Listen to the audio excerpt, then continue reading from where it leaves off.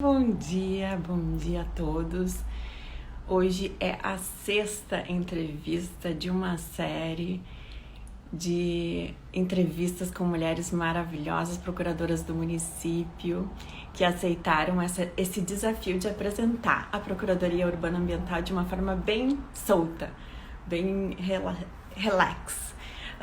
Começamos com a Vanesca, dia 1º de junho, falando sobre por que uma Procuradoria Urbana Ambiental. Depois, dia 5, teve a Flávia falando sobre o caso Vitória. A Flávia é procuradora do município de Vitória há 17 anos. Depois veio a Cíntia Fernandes, procuradora de Curitiba, falando sobre os desafios, as estratégias do direito à cidade no mundo em comutação. Depois tivemos a procuradora de Fortaleza, Lucila Cabral, falando sobre licenciamento ambiental nos municípios.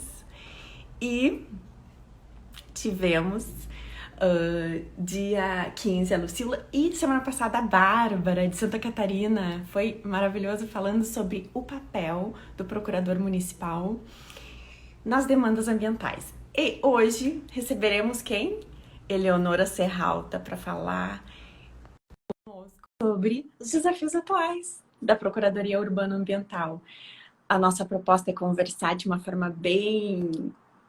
Olá, bom dia, bem-vinda, minha convidada querida, que honra! Como tu vais? Muito bem! Nós decidimos fazer a live em preto e branco, então tu tem que colocar o teu filtro Pois ali. é, agora vamos ver aqui como é que eu... Enquanto a Eleonora busca o filtro, eu vou falar um pouquinho da Eleonora. Eleonora é procuradora do município de Porto Alegre desde 1999. Atualmente, ela é chefe da PUMA, Procuradoria de Urbanismo e Meio Ambiente. É presidente da Comissão de Análise e Gerenciamento de Imóveis Abandonados para Fins de Arrecadação, a CAGIM. Ela já foi procuradora do DEMAI, procuradora-chefe da Procuradoria de Dívidas Não Tributárias, procuradora-chefe da Procuradoria Setorial 6, que é licenciamento, né? E participou de diversos grupos de trabalhos, conselhos, comissões. Ela vai nos contar um pouquinho daqui a pouco. A formação foi pela Universidade Federal do Rio Grande do Sul, pela URGS. Ela fez mestrado na Univale, especialização em Direito Ambiental pela URGS também, e especialização em Direito Empresarial pela Unicinos, olha! Há muitos anos, faz muitos anos. Mas eu quero que tu comece me respondendo uma pergunta. Quais os desafios diários, Eleonora, de uma procuradora-chefe da Procuradoria de Meio Ambiente e Urbanismo? Sinara, a gente combinou que a gente ia fazer um bate-papo, né? E eu tô aproveitando um monte disso, porque tem um monte de coisa que eu gostaria de falar e que normalmente, se a gente vai apresentar um trabalho mais técnico, a gente não consegue, né? Eu te diria que os desafios atuais da Procuradoria de Urbanismo e Meio Ambiente são muitos, mas muitos deles eu enfrento há 20 anos. Estou há 20 anos trabalhando com essa matéria, e para mim eles são... Existe um fio condutor. Né? Nós estamos no dia a dia, todos os dias, nos deparando com a necessidade de sopesar valores constitucionais. Eu vou explicar isso ao longo da nossa conversa, o que eu quero dizer com isso, mas eu quero que vocês façam uma imagem, a gente congela, que é a seguinte: imagina a gente tem uma bandeja, né? E que a gente tem que equilibrar coisas tão valiosas como são... Eu estou falando de valores constitucionais, eu me refiro a princípios constitucionais, direitos constitucionais, né? Direitos fundamentais. Então, a gente tem, de um lado, o artigo 225, que diz que a gente tem que ter um meio ambiente ecologicamente equilibrado. A gente tem, por outro lado, o artigo 170 da Constituição, que fala da atividade econômica. A gente tem lá no artigo 5º, lá no início, os direitos individuais, a liberdade, a gente tem a saúde, a gente tem uma série de valores. Eu estou colocando tudo como valores. E a gente tem que equilibrar isso. Agora, tu imagina que a gente está num monociclo. A gente está num monociclo, porque a gente tem uma estrutura, a máquina administrativa, ela nos traz muitas dificuldades que todos nós conhecemos, né? E aí entra hoje, né? Tecnologia, entra política, não é à toa que a palavra política vem de polis, né? Das cidades-estados gregas. Então a gente tem política, a gente tem o que o administrador daquele momento traz, aprovado pelas urnas. A gente tem que fazer um equilíbrio de tudo isso. Então me parece que o nosso trabalho é como se fosse um filtro e a gente tem que estar sempre pensando nesses valores todos e colocando junto. Tu me permite uma parte, aproveitando que a gente está conversando assim de forma bem desembaraçada, para fazer um esclarecimento. As minhas filhas, de vez em quando me perguntavam assim, mãe, afinal de contas, o que tu fazes? Qual é o teu trabalho? Né? E eu procurava clarear isso para elas. Por outro lado, tem as pessoas que perguntam assim, bom, procurador, confundem a gente com promotor, confundem a gente com várias outras carreiras, né? Então, eu tive a necessidade de dizer para os amigos das minhas filhas, quando perguntavam o que a gente faz, dizer o seguinte, a gente nada mais é do que o advogado da cidade, né? Ou do município, mas para eles entenderem da cidade, claro, tem a zona rural, a zona urbana, mas é como se nós tivéssemos um escritório e o nosso cliente é a cidade. Então, todo momento que a gente está trabalhando, a gente tem que se dar conta desse cliente que a gente tem e que é o que a gente tem que atender. Né? E eu vou chegar agora na Procuradoria Urbano-Ambiental, mas eu te peço a licença para dizer o seguinte. Nós, como procuradores municipais, temos esse cliente que é a cidade, e dentro da Procuradoria, a gente tem várias procuradorias especializadas. Então, tem uma procuradoria lá, falando ainda para os amigos da minha filha, né, nós cobramos impostos para a gente ter dinheiro para a cidade. Então, tem uma procuradoria que está ali focada na cobrança dos impostos, por exemplo. Né? Tem uma outra que trata de pessoal. Tem uma outra que trata... Então, essas procuradorias especializadas, que são muito complexas e extremamente importantes, elas têm um foco naquela matéria específica, né? Então, eu vou cobrar os impostos, eu tenho a procuradoria estatutária, seletista, licitações, que é uma procuradoria super importante, que hoje em dia importa muito, porque há outros contratos que não apenas os tradicionais, né? Mas a nossa procuradoria, a gente tem uma diferença que a gente não tem apenas um foco, como eu falava antes, são muitos valores a serem trazidos, né? E, para mim, esse é o grande problema que nós enfrentamos no dia a dia e que não vai mudar. Não vai mudar. Pode trazer tecnologia, pode trazer o que for. Que é exatamente a gente compatibilizar todos os interesses, ou trabalhar na compatibilização dos interesses de todos esses valores. Né? Eu vou dar um exemplo para que não fique tão abstrato. Né? Numa determinada oportunidade, eu tinha na minha mesa pilhas e pilhas de processo, porque o Código Florestal, em 2012, ele tirou uma dúvida que nós tínhamos até então sobre a necessidade de preservação das margens dos recursos hídricos, né, das áreas de preservação permanente, em zona urbana. Né? Então, até então, Sinara, até 2012, quando veio o Código Florestal, nós tínhamos, na Procuradoria Urbano-Ambiental, quando nós tínhamos um problema a ser enfrentado, nós invocávamos o Código Florestal e dizíamos, sim, se aplica à área urbana, porque nós temos que proteger. Existe uma razão pela proteção, da necessidade de proteção, né? daquela faixa que está tantos metros para um lado, tantos metros para o outro de um recurso hídrico. Existe um motivo para isso. Existe uma função ambiental para isso. Então, sim, nós aplicamos o Código Florestal. E aí tinham as resoluções CONAMA, e a gente fazia toda uma interpretação até 2012. Chega 2012 e o Código Florestal diz o seguinte, se aplica para a área urbana. Sim, se aplica para a área urbana. Houve um artigo que tinha um outro comando que foi tirado no decorrer do processo. Então, assim, se aplica para a área urbana. Então, diz assim, quando tem água, daqui para cá e daqui para lá eu tenho que proteger porque é app. Aí as pessoas começaram, app, todo mundo é app. E aí, eu não sei de onde são as pessoas que estão conversando conosco, mas para quem conhece Porto Alegre, nós tínhamos alguns terrenos entre 2 edifícios, por exemplo, na Avenida Ipiranga. Vamos colocar assim, por exemplo, entre a Múcio e a Getúlio Vargas, para as pessoas entenderem. Para quem é de São Paulo, Marginal Tietê, né? Todas as grandes cidades são construídas perto dos seus recursos hídricos, não tem jeito, isso desde sempre, né? Exato. E aí, o que a gente faz com isso? Né? A gente tem o artigo 225 que está ali comandando, né?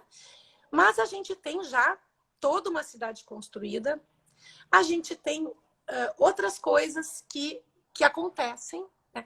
E que o Código Florestal, apesar de trazer exceções, não resolve como um todo.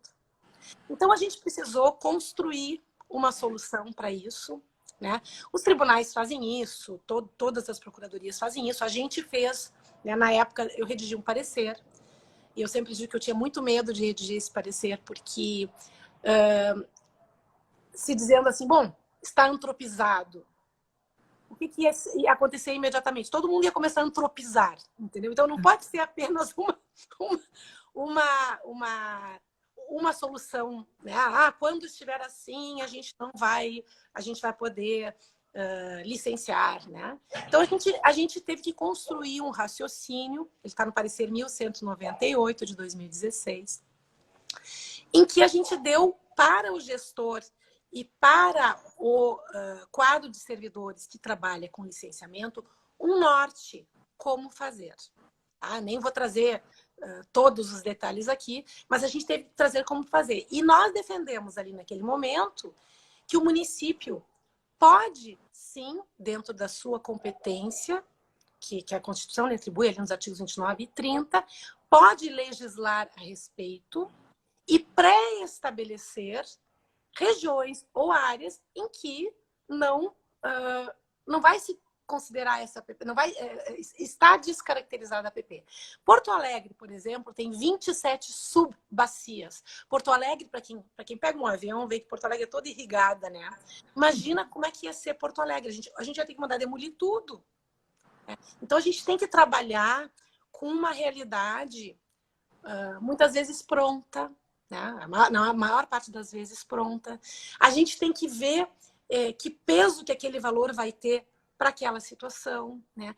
É muito difícil isso, porque no momento em que tu dizes que tu vai relativizar uma norma federal que diz respeito à proteção ambiental, que é um valor constitucional, isso é muito perigoso, né? Então, por isso que eu disse que é muito difícil, a gente tem que estar ali equilibrando esses ponderando valores, sim, sempre. Valores. É um exercício constante. Nesse momento da história, né, até eu queria fazer uma observação que não é só urbano-ambiental, mas hoje em dia o mundo está vivendo um conflito dessa ordem. Né? A gente tem, por um lado, atividade econômica e, pelo outro lado, a gente tem essa questão de saúde. Né? Então, os gestores estão sendo obrigados a fazer essa ponderação. Nós vamos fazer, né? Tem gente... Constantemente. Claro, diariamente, né? O empresário, quem tem um restaurante, por exemplo, que precisa fechar, ele quer que abra. Né? Quem é médico e está trabalhando na saúde, quer que as pessoas fiquem em casa. O que está certo? O que está errado? Na nossa área, a gente sabe que não tem o certo, não tem o errado.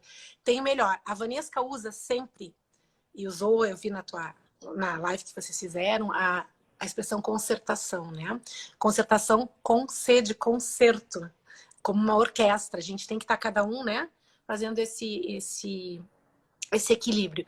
E eu falo também, lá nas comissões, eu falava concertação com S, que a gente tem que arrumar muita coisa, e depois a gente conserta com C, de tentar compor, né? É um exercício muito difícil, Sinara. E eu diria que é o maior desafio que quem está na Procuradoria Urbano-Ambiental tem. Eu só vou fazer uma última observação, já te deixo perguntar. Nós, lá na Procuradoria, fizemos uma opção há muitos anos, até eu sei que a Vanesca já contou esse histórico, de sermos uma Procuradoria, a PGM fez essa opção, urbano ambiental. Porque nós nos demos conta muito cedo de que não dava para separar as coisas. A gente vê, por exemplo, o Ministério Público, ele tem, porque tem que ser assim mesmo, o Ministério Público tem outro papel. Eles separaram, eles têm a promotoria da ordem urbanística e eles têm a promotoria do meio ambiente.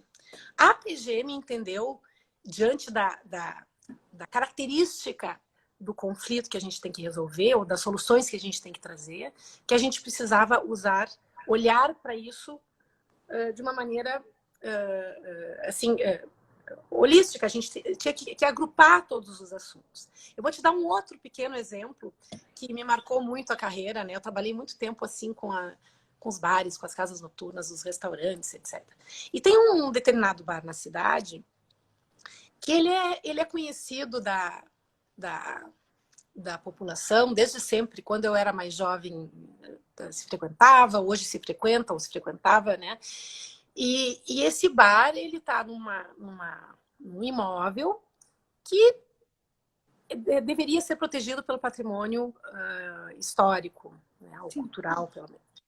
E esse imóvel, ele tem determinadas características. Para que ele seja acessível, ele tem que ser aberto, as portas têm que ser abertas, mas a questão do patrimônio não te permite, né? Então, ele não consegue nunca licenciar, porque não tem existe uma série de interesses que precisam ser compatibilizados, e nós, da Procuradoria, precisamos, quando a gente trabalha preventivamente, auxiliar as secretarias que estão trabalhando no licenciamento e na fiscalização a chegar nesse resultado melhor, né? Uma outra questão que importa também é que, muitas vezes, se a gente intensifica o licenciamento, a gente tem que ter condições de... se a gente intensifica a fiscalização, a gente tem que ter condições de licenciar, né? Porque se a gente não consegue licenciar, a irregularidade, ela brota. Então, é assim, ó, nós poderíamos falar 20 anos sobre essas questões e me parece que é o grande desafio que a gente tem, tá? O desafio histórico. Depois a gente pode falar mais das questões mais atuais. Eleonora, eu acho bárbaro tu explicar, principalmente essa questão da APP, essa questão de ter pilhas de processo. Às vezes eu tenho pilhas de processo na minha mesa e meus colegas dizem, mas tu não anda com esses processos? Eu digo, sim, primeiro tem que construir a resposta para depois andar com os processos. Não tem como, não é simples, não é despachar os processos assim, dando uma resposta, sem construir a política, né? E tem uma pergunta aqui. Quando eu tinha escritório de advocacia, durante um tempo eu consegui conciliar as coisas. Depois eu vi que elas eram inconciliáveis. Mas quando eu tinha escritório de advocacia, eu demorava muito para fazer uma ação inicial.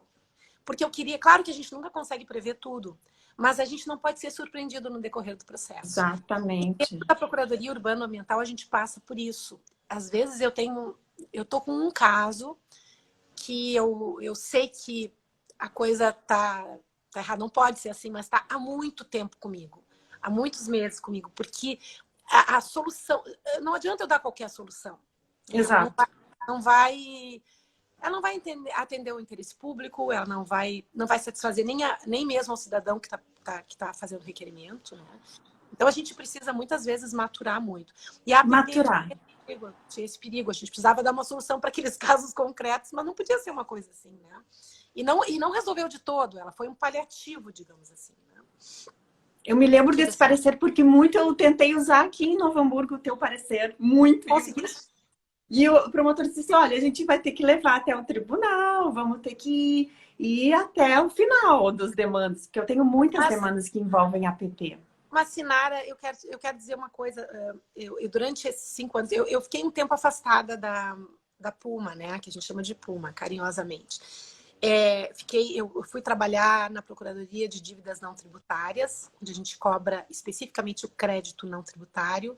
A gente viu na PGM que tinha uma demanda muito grande das multas decorrentes da atuação urbano-ambiental e também da saúde, PROCON, e que não estavam recebendo, claro, atenção devida porque estavam no bolo ali. E a gente começou a cobrar o crédito não tributário de modo específico. Então, na época que a doutora Cristiane Néria, da Procuradora-Geral, A gente montou essa procuradoria. Hoje quem atende é o Dr. Tiago Betá Machado. E fiquei esse tempo um pouco afastada e o meu parecer ficou por aí. E há uma confusão muito grande a respeito disso, porque eu fico até feliz em poder esclarecer. Não é para ser aplicado o parecer para resolver caso concreto. Não é isso. O que o parecer diz é o seguinte: o município tem competência para editar normas que digam, e eu vou explicar agora para que fique bem claro, né? Onde sim e onde não.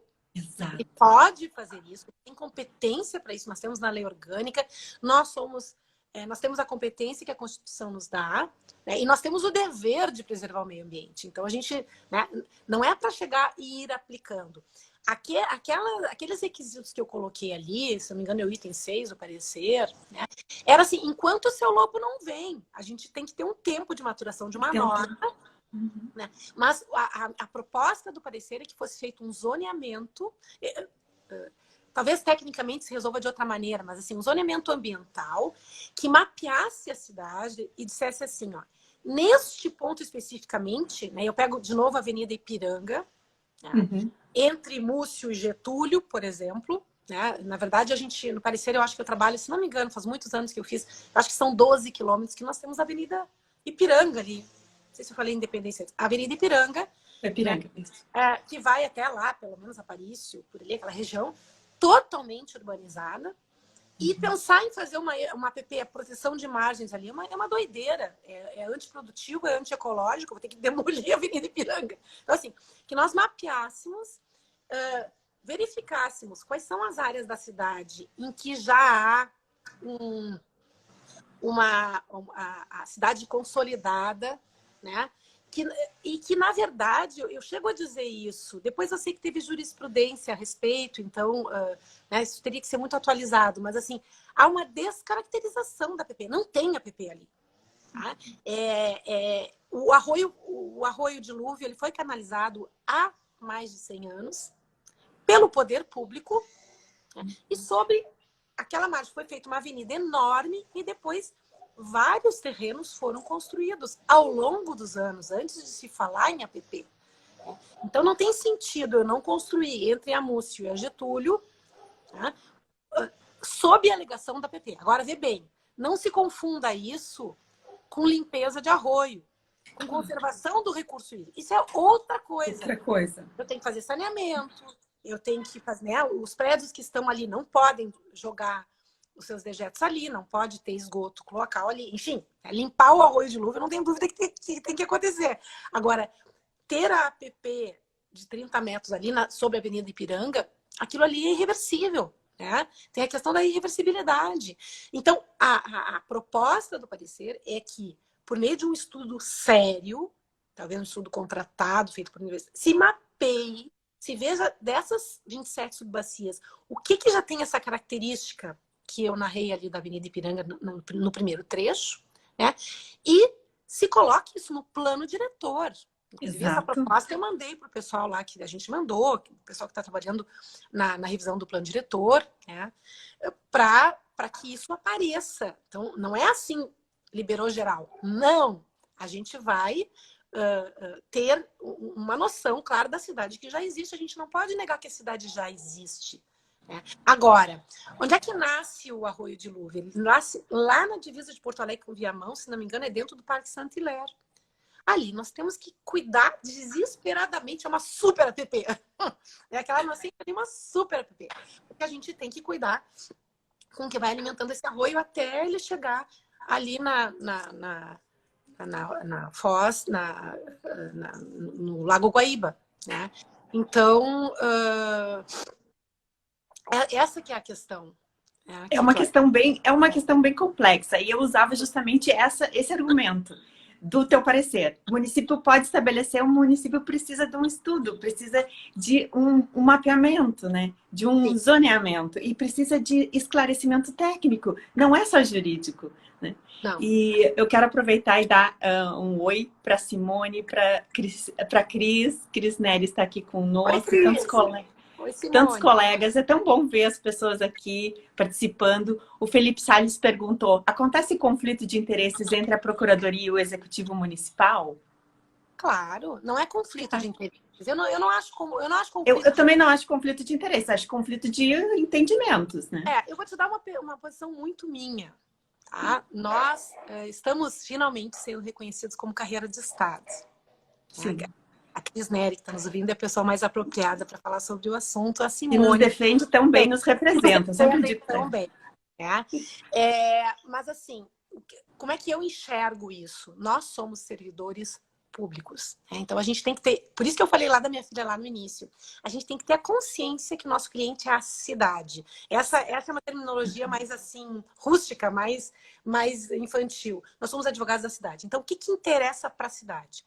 Quando o gestor vem, ele vem investido de um poder que foi dado pela população naquele determinado momento.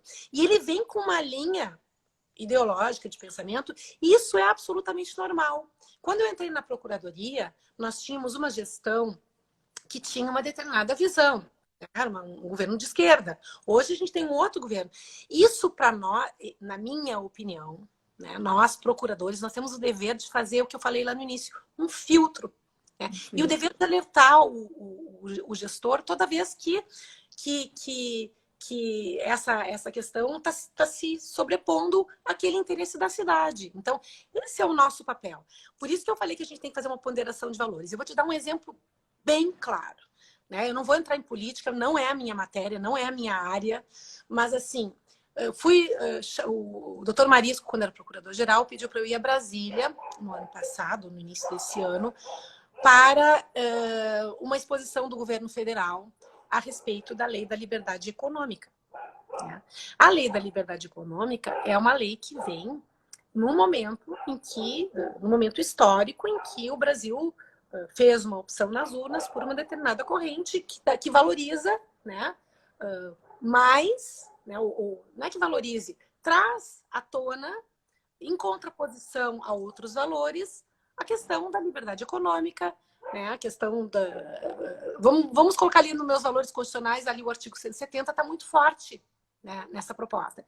Então tem uma lei federal da liberdade econômica que traz uma série de comandos aos quais os municípios devem se atentarem. Eles nos chamaram para nos dizer isso. Né? O que a gente faz? Aí respondendo à pergunta que fizeram. Na minha ótica, é o que a gente tem que fazer. A gente tem que pegar esta lei, né? Eu expus para as pessoas, para as secretarias que trabalhavam conosco ali, a necessidade de adaptação a essas normas, inclusive o município de Porto Alegre fez também a sua norma, né? E identificamos na lei algumas coisas que, porventura, poderiam estar conflitando com aquilo que a gente tem como valor lá do outro lado. Né? Então, aqui pode interferir, por exemplo, na autonomia dos municípios. Aqui pode isso, aqui pode aquilo. Então, nós, ao aplicarmos essa lei, a gente vai ter que fazer esse jogo, esse equilíbrio. É assim que nós trabalhamos. Tentarmos dar uma objetividade a algo bastante subjetivo. Né? Se nós, procuradores, formos ter conflitos com os administradores, a gente não vai conseguir trabalhar. Porque a cada 4 anos pode trocar um administrador, né?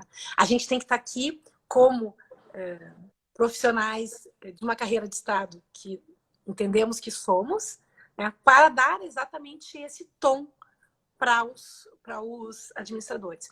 Em algumas administrações, a gente observa que eles chegam um pouco desconfiados, um pouco ressabiados, bom, a procuradoria, mas daqui a pouco, a partir do diálogo que se tem com os administradores, eles vão entendendo que é necessário esse nosso trabalho. É necessário que se faça esse filtro. É a única maneira, porque senão a gente não vai conseguir avançar. Né? Existem coisas que precisam ser feitas. Agora mesmo, durante o Covid, né, a Procuradoria teve ou tem uma força-tarefa, existe uma força-tarefa, do qual a Procuradoria tem um grupo que trabalha, e nós lá na Puma trabalhamos também bastante com os processos relacionados a essa questão do Covid. Né? Então, a gente tem que se adaptar aquilo que está vindo do gestor, da maneira que está vindo do gestor. Nós tivemos algumas observações que nós fizemos para algumas normas que não foram acolhidas, mas nós pontuamos, nós fazemos esse jogo de equilíbrio.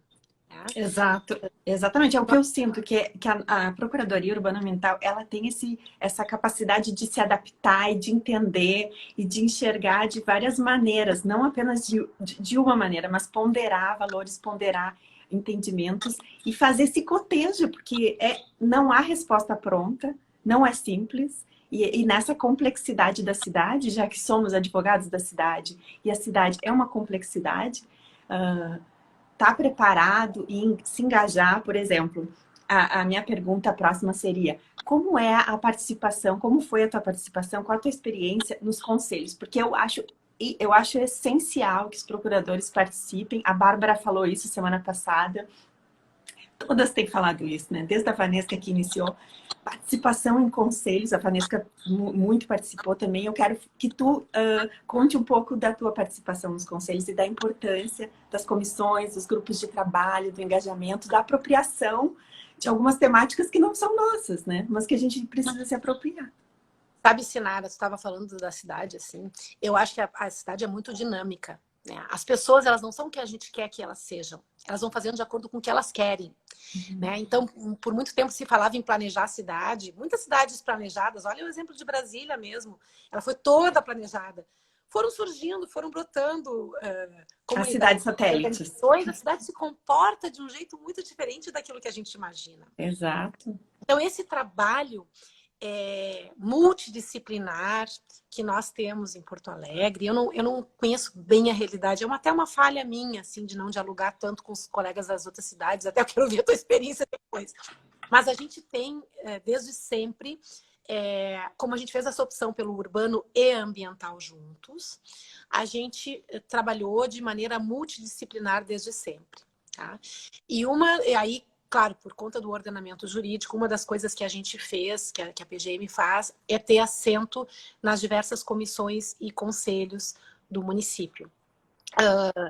Eu não sei se todos sabem, eu não sei exatamente quão repetitivo seria isso, mas assim, em Porto Alegre, o nosso sistema de licenciamento está havendo uma mudança agora, mas ele foi concebido da seguinte maneira, o plano diretor assim prevê, né?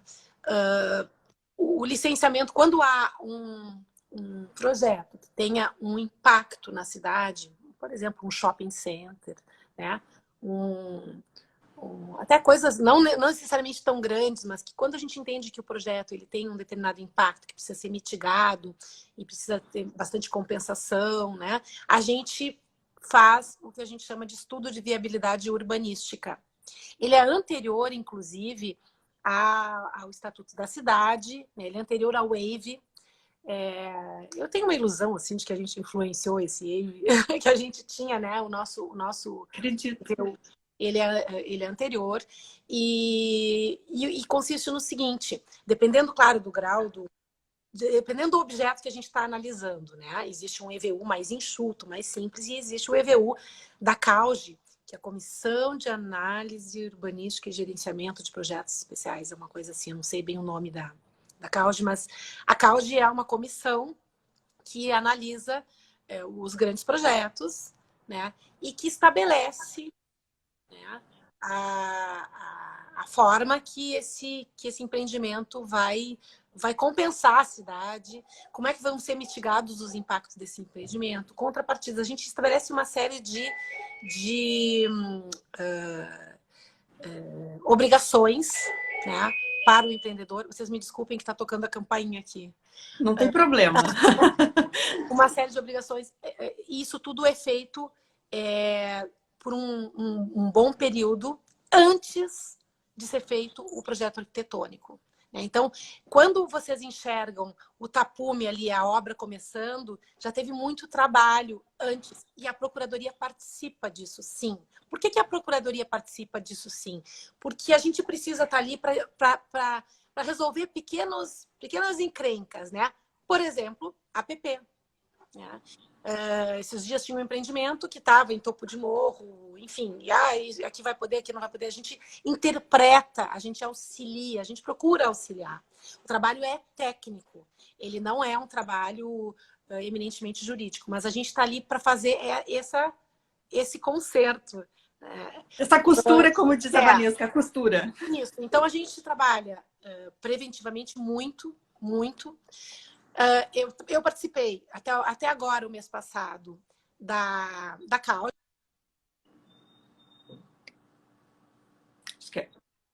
Participei da CETAPS, que é a comissão que trata do parcelamento do solo. Então, quando vai ser feito um loteamento, a gente olha. Então, o que significa isso? Nós temos um representante, por exemplo, da Secretaria do Meio Ambiente, um representante que seria a antiga Secretaria de Urbanismo, que agora é SMDE, tem um representante, dependendo do caso, dependendo da comissão em que se está, vai ter da cultura, porque às vezes a gente tem aspectos culturais a se observar, né? Tem representantes do antigo DEP, que agora tem a Secretaria de Infraestrutura, mas do antigo DEP, do antigo DEMAI. As pessoas estão ali para trazer, dentro das suas competências, a informação para que aquele empreendimento possa sair. A gente tem uma fase anterior de diretrizes, em que a gente diz mais ou menos o que pode acontecer ali. E depois, em EVU, é um estudo de viabilidade urbanística apresentado pelo empreendedor, que vai ser examinado pelas diversas secretarias. Só depois desse EVU aprovado é que vai ter o processo de licenciamento. Críticas a isso. Demora, isso e aquilo. Eu estou convencida que a questão da demora, ela não diz respeito à existência do instrumento EVU, mas sim a agilidade nos trâmites, que muita coisa pode ser resolvida com tecnologia. Atualmente está trabalhando nisso, e eu espero que esse mito de que essas coisas todas tragam atraso seja revertido, porque na verdade é uma grande concertação que se faz antes do estabelecimento entrar. Então, quando o estabelecimento tiver o tapume ali, pode ter certeza que a gente já viu muita coisa. E mesmo assim pode dar erro, mas é muito melhor do que simplesmente aprovar o projeto. A outra comissão é a do parcelamento do solo, que eu já falei.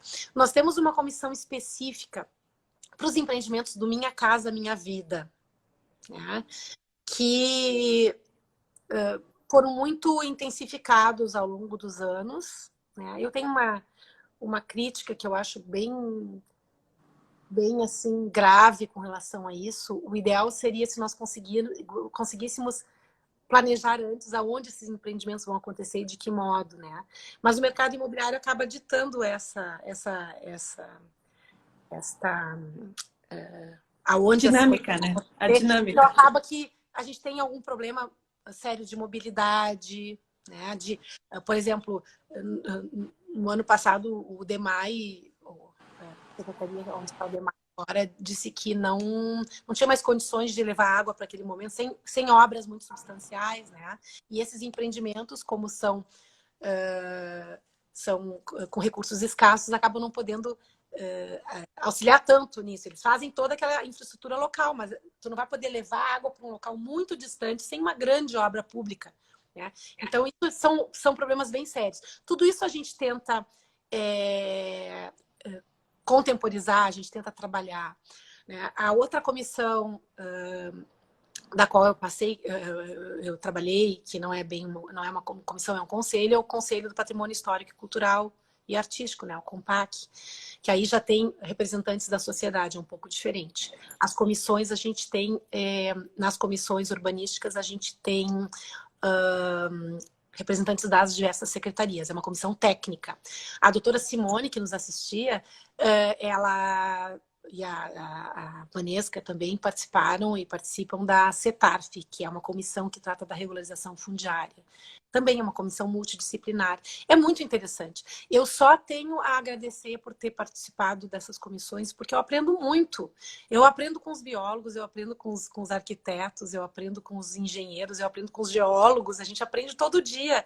É uma maravilha. Eu também, eu penso assim, é muito aprendizado e é constante aprendizado. O Felipe Salles está perguntando se tem CONDEMA. Conselho de Meio Ambiente. Nós temos o nosso Conselho Municipal do Meio Ambiente, sim, sim, é atuante.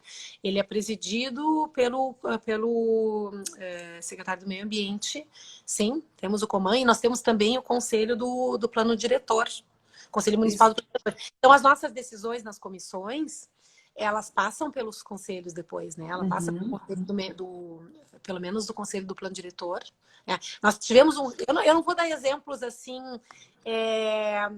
não vou dar nome aos bois, porque muitas coisas estão sendo trabalhadas, né? Mas nós temos um grande empreendimento que está para sair em Porto Alegre, que foi aprovado pela CAUGE, e eu até não participei, eu não estava ainda na CAUGE nesse momento, mas ele foi aprovado e ele é polêmico. Ele é polêmico porque ele tem questões de titularidade, ele tem questões de altura, né?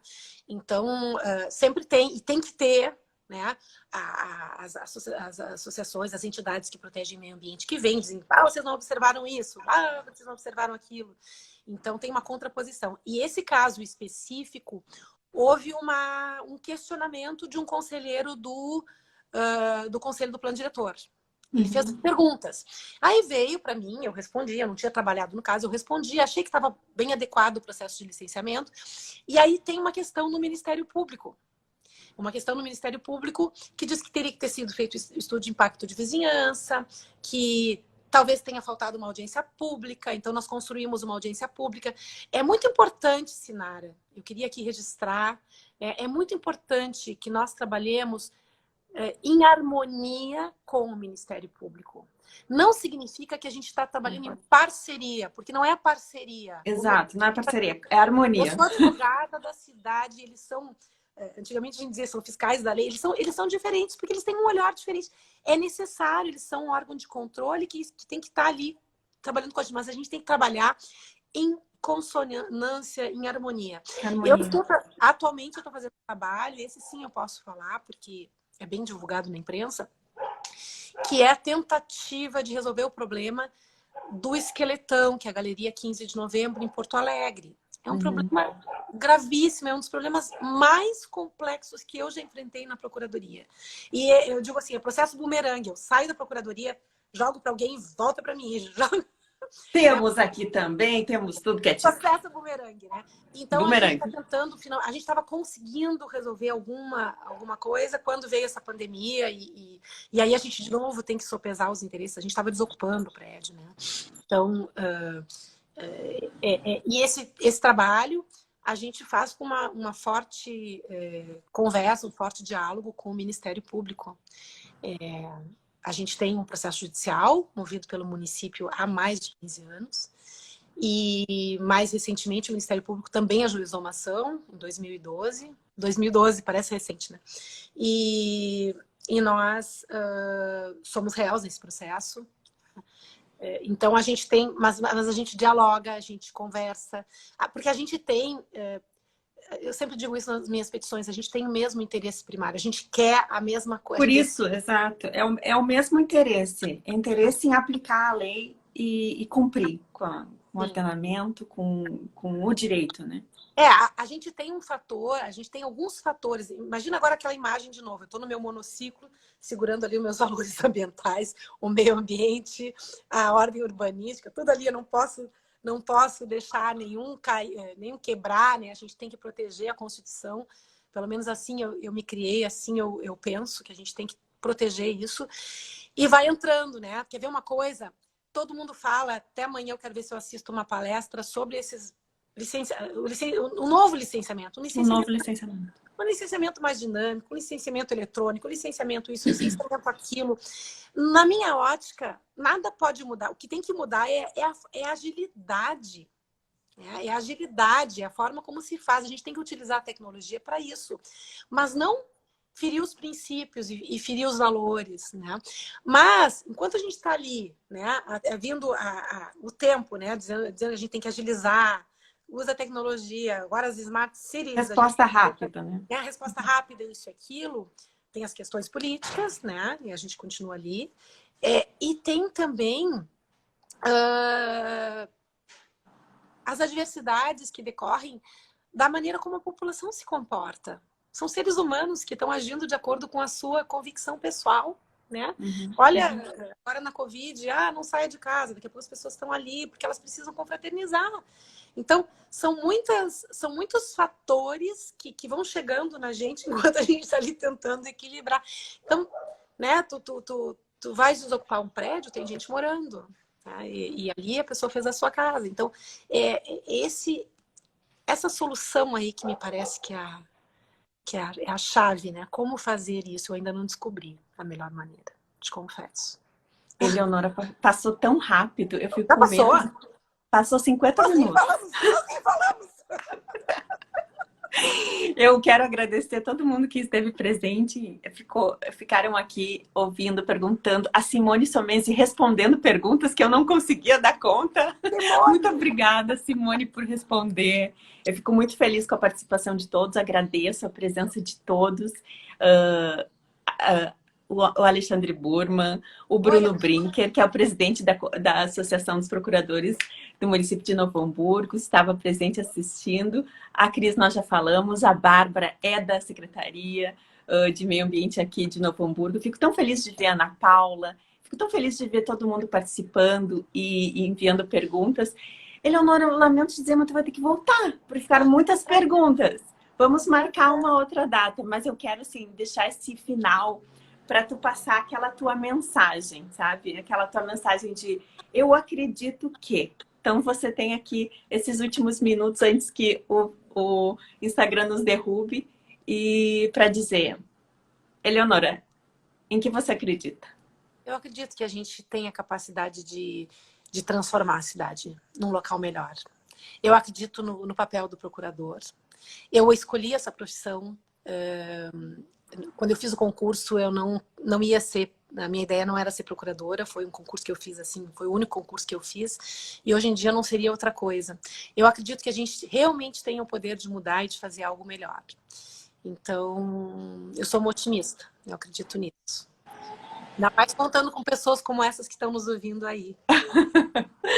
Eu quero agradecer, então, mais uma vez todo mundo que esteve presente. Faltou eu dizer alguém, deixa eu ver rapidamente. Meu padrinho estava aqui, ele é procurador federal. Muito obrigada pela presença.